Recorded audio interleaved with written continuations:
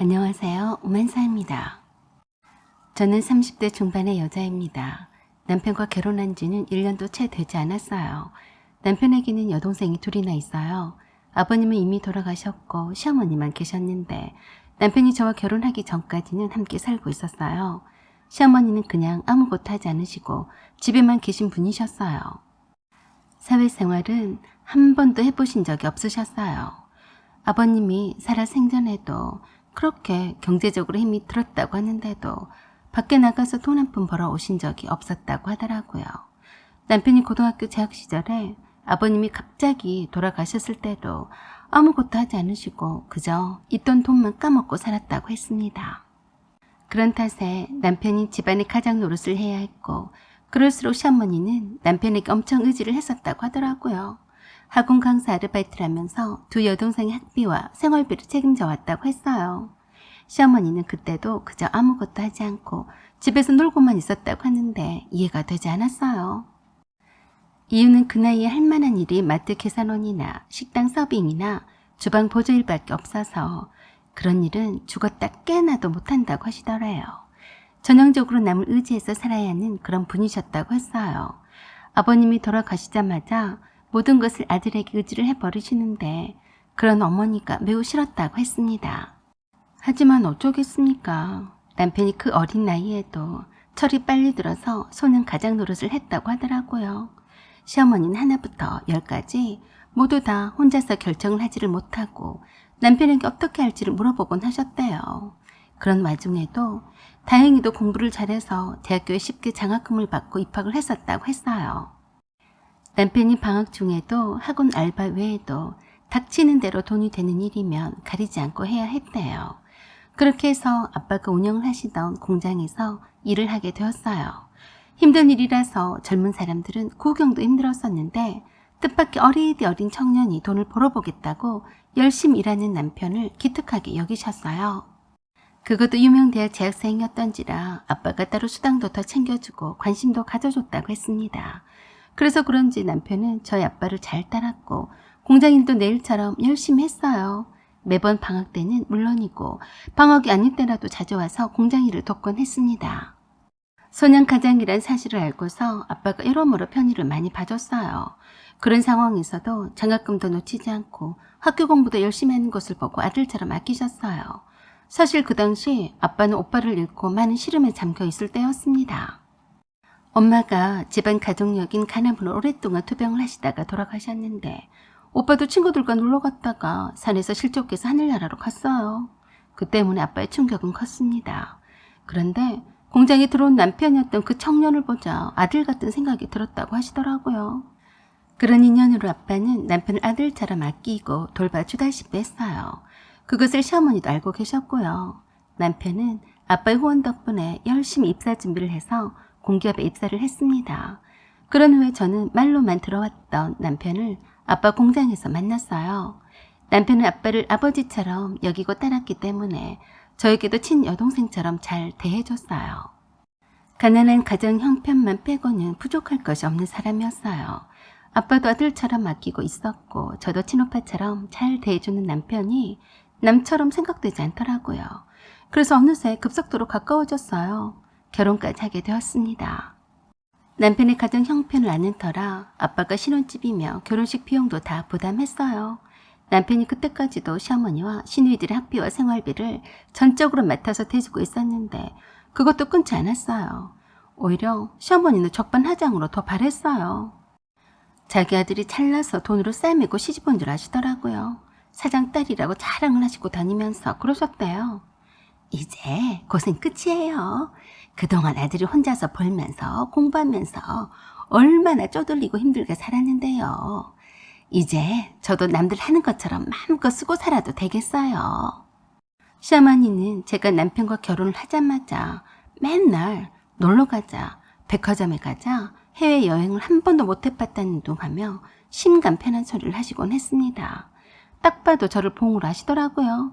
결혼을 했음에도 남편 월급이 시댁 식구들한테 흘러가는 것을 끊지만 않는 것도 어딘데 속없이 그런 소리를 시누이들하고 하고 자빠져 계셨어요. 그래서 제가 확실히 선을 그어야겠다고 생각해서 말씀을 드렸었죠. 어머니, 그동안 춘봉 씨가 계속해서 생활비를 책임져 왔지만 그건 춘심이 아가씨가 대학 졸업을 하면 그만두게 할 거예요. 앞으로 몇 달 안 남았으니까 어머니도 마음에 대비해두고 계세요. 그 말에 난리를 치셨어요. 뭐야? 미쳤냐? 나는 굶어 죽으란 말이냐? 신우들이 다 큰 어른인데 왜 어머니가 굶어 죽어요? 아무튼 춘봉 씨가 할 만큼 했으니까 이젠 아가씨들이 돈을 벌 테니까요. 그러자 말도 안 되는 소리라며 죽는 소리를 하셨습니다. 내가 이제껏 내 아들만 믿고 살았는데 어미는 죽도 한 말도 상관 않고 니들만 잘 살겠다는 거냐? 어머니 걱정은 하지 마세요. 어머니 용돈은 매달 드릴 거니까요. 나는 그렇게는 못한다. 춘심이가 이제 겨우 취직해서 얼마나 번다고 그러냐. 그리고 나는 춘심이 믿고 못 산다. 알았냐? 그래도 안 된다고 딱 잘라 말씀을 드렸더니 그러시더라고요. 아이고 있는 집 딸들이 더 한다더니 내가 죽는 한 있어도 그렇게는 못한다. 시어머니는 다 죽어가는 심정으로 남편에게 매달려서 생활비를 끊으면 안 된다고 그랬어요. 하지만 남편은 결혼 전에 한 저와의 약속을 지키기 위해서 시어머니께 말씀을 드렸어요. 엄마, 저도 이젠 결혼을 했으니까 가정에 충실해야죠. 이젠 못 드려요. 춘심이랑 춘향이도 이제 다 컸으니까 다 알아서 살라고 그래요. 그랬다고 시어머니가 저를 죽이네 살리네 난리를 치시고 그러셨지만 소용없었죠. 진짜로 신우이가 저녁과 동시에 생활비를 끊어버렸어요. 대신에 시어머니 용돈을 조금 드리기로 했었죠. 그 외에도 시어머니는 맨날 남편과 저에게 돈이 필요하다고 죽는 소리를 했어도 주지 않았어요. 제가 이렇게 말씀을 드리면 혹자는 그럴 거예요. 아들이나 며느리가 돈 좀 있으면 시어머니 생활비 정도는 넉넉히 줄 수도 있는 거 아니냐고요. 하지만 시어머니와 시누이들은 아예 저와 친정아빠를 돈줄로 알았어요. 제가 남편과 결혼을 했지 시댁 식구들과 결혼한 것은 아닌데 마치 부자가 됐냐 행세를 했어요. 그래서 제가 확실히 선을 그을 필요가 있겠다 싶은 거였죠. 그런지 몇 달이 지나서 좋지 않은 일이 터졌어요. 친정아빠가 뇌출혈로 쓰러지셨어요. 몸을 돌보지 않고 무리하게 일을 하신 탓이었어요. 청천벽력과도 같은 아빠의 소식을 듣고 곧바로 응급실로 달려갔어요. 아빠는 중환자실에서 얼굴도 볼 수 없었어요. 수술 중이라는데 위급한 상황이라고 하면서 마음의 준비를 하라고 하더라고요. 엄마도 그렇게 나를 떠나더니 오빠도 그렇게 나를 떠났고 드디어 아빠마저 나를 떠날 줄은 몰랐어요. 수술을 마쳤지만 아빠는 의식이 없는 채로 며칠을 그렇게 보내시다가 결국엔 하늘나라로 가셨어요. 간다는 그 어떤 말씀도 없이 떠나셨어요. 무슨 정신으로 아빠를 떠나보내고 집으로 돌아왔는지 모르겠더라고요. 그동안 병원으로 장례식장에 있다가 아빠 집에 돌아왔는데 깜짝 놀라고 말았어요. 시댁 식구들이 아예 이사를 와서 살림을 차렸더라고요. 아빠 집 출퇴근을 하면서 일해주는 아줌마가 저에게 조용히 와서 말했습니다. 마음을 굳게 먹어야겠어요. 안 그러면 큰일 나겠어. 사장님이 응급실에 실려간 날 저녁에 짐 싸들고 들이닥쳤어. 시어머니랑 시누이들이 이제는 여기가 자기 집이라면서 아주 좋아 죽더라고요. 아니 그런 천벌받을 것들이 있나? 사장님은 쓰러지셨는데 말이야. 그것뿐이야. 내가 우연하게 엿들었는데 글쎄 세상에 시어머니가 그러더라고. 어쩜 운도 좋으냐? 이제 맘 놓고 춘심이 신혼집이라 결혼식 비용도 보탤 수가 있겠구나. 네 올케가 재산도 물려받을 텐데 신우한테 그 정도는 해줘야지. 걱정 말고 춘심이 너 네 카드로 일단 다 살아. 지금이 정신이 없으니까 나중에 네 오빠한테 결제해달라고 하면 되지 않겠냐. 믿을 수가 없었어요. 아빠가 쓰러지자마자 저 와서 아빠 집으로 짐 싸들고 오지를 않나.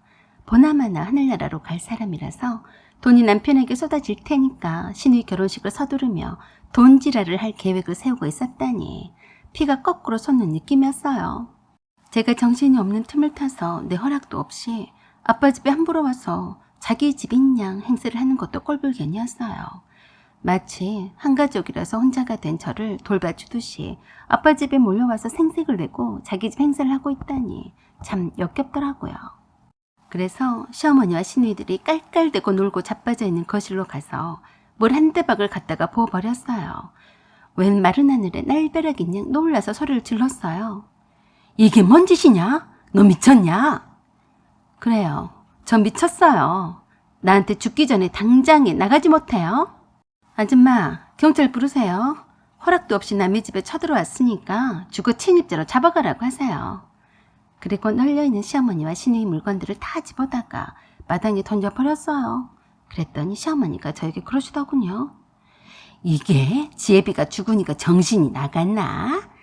어디 정신병원에 가고 싶냐? 어디서 지랄이야? 여기는 우리 아빠 집이에요. 아시겠어요? 네 아빠가 어디 있다고 그러냐? 여긴 이젠 우리 아들 집이나 마찬가지인데 네가 뭐라고 나서니? 웃겼어요. 그렇게 실랑이를 하고 있는 참에 남편이 때 맞춰서 아빠의 변호사랑 함께 들어왔어요. 시어머니와 시누이들은 남편에게 달려가서 쫓아내려고 한다고 서럽게 울더라고요. 아빠의 변호사가 저에게 잠시 진정을 하고 아빠 이혼장을 공개를 하겠다고 했어요. 그래서 그 정신없는 중에도 이혼장을 받아들었어요. 저는 그저 씩 웃고만 말았죠. 이혼장이 궁금하던 남편이 변호사에게 물었어요. 장인어른이 전 재산은 남겨주신 거죠? 아닙니다. 네? 무슨 말씀이세요? 자식은 제 처 혼자밖에 없는데요. 혼인신고를 했다면 이혼 조건이고 하지 않았다면 헤어지는 조건입니다. 그러자 남편 이혼장을 받아들고 얼굴이 새파래졌어요. 그래서 제가 그랬어요. 네 식구들 데리고 당장 여기서 나가라. 여긴 우리 아빠 집이야. 시어머니도 대충 남편한테 내용을 듣고는 사색이 되었어요.